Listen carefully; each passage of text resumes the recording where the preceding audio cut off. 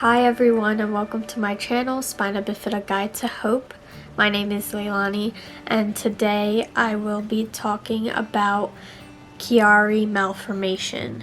Now just a disclaimer, I am by no means a medical professional. I will only be talking about research and also my own personal experiences with Chiari Malformation. Now for those who may not know what Chiari Malformation is, it is when brain tissue extends down into the spinal canal. Now this is located in the back of the head and it is usually caused by the skull being either misshapen in some way or being a bit too small. Now, there are many different symptoms of Chiari Malformation, but 3 of those symptoms do include trouble with balance, issues with coordination, and also insomnia are only 3 of the many symptoms of Chiari Malformation that someone can have. Now, there are 4 different types of Chiari Malformation and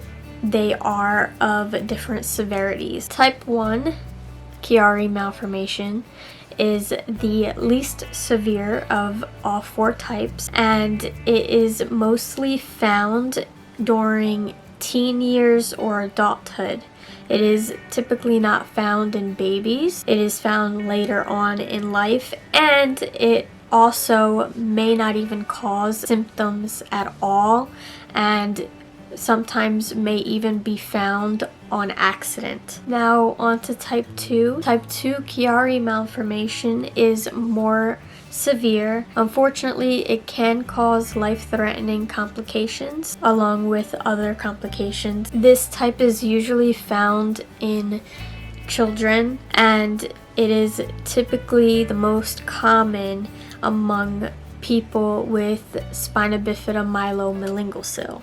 Also, it is more common among those with hydrocephalus. Now on to type 3. Type 3 Chiari Malformation is one of the most severe of the 4 types and it is usually found in children and it does have the same type of symptoms that type 2 can have. However, it does come with even more complications than type 2 has, and one of those complications may include mental disability. Now as for the last type, which is type 4 Chiari Malformation, this form of Chiari Malformation is in fact very rare, and unfortunately with type 4 Chiari Malformation, it is more likely to cause death upon babies, and unlike the other types of Chiari Malformation,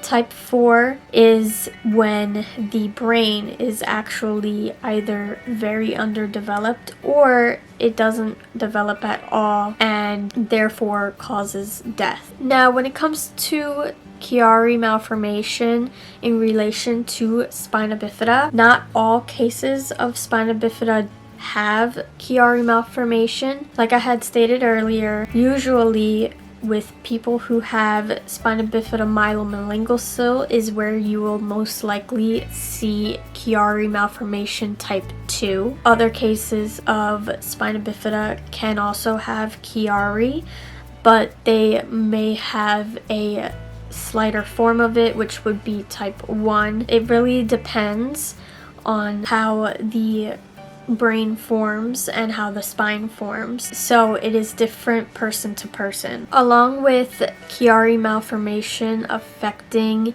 some of those with spina bifida, it can also affect those with hydrocephalus. However, again, not in all cases of hydrocephalus. Only in some cases of hydrocephalus there is a presence of Chiari Malformation. The estimated effect that Chiari Malformation has on the general population is estimated to be greater than 1 in every 1,000 people. Now, the way that it has personally affected me, I was diagnosed with Chiari malformation. However, I am not sure and was never really told of the type that I do in fact have, but the only thing I do know is it is a very mild case of it. I never really had any complications because of how mild my Chiari malformation is.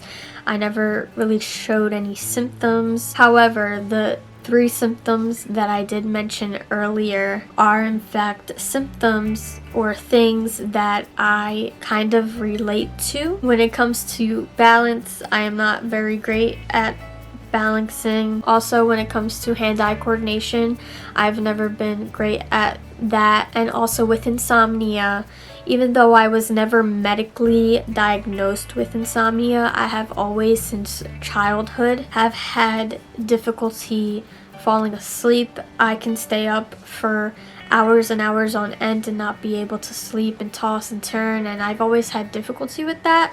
However, I was never diagnosed with insomnia, which is a symptom of Chiari malformation.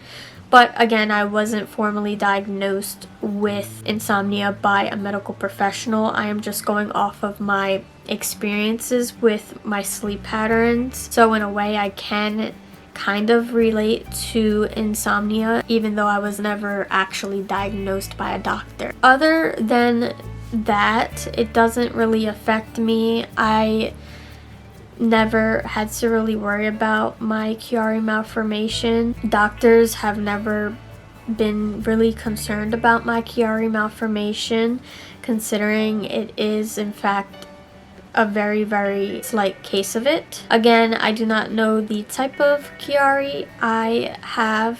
However, I do know that I do in fact have it, and I can relate to some of the symptoms of Chiari malformation. Now, before I go, I would like to apologize again. Unfortunately, I was not able to post a video last week, so for those of you who do watch me on a weekly basis, I again apologize.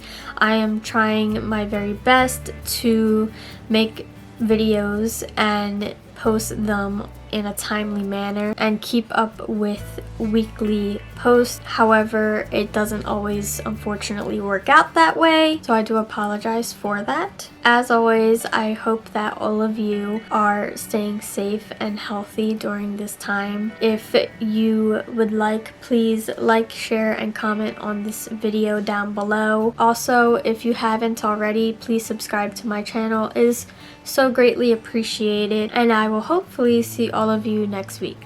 Bye!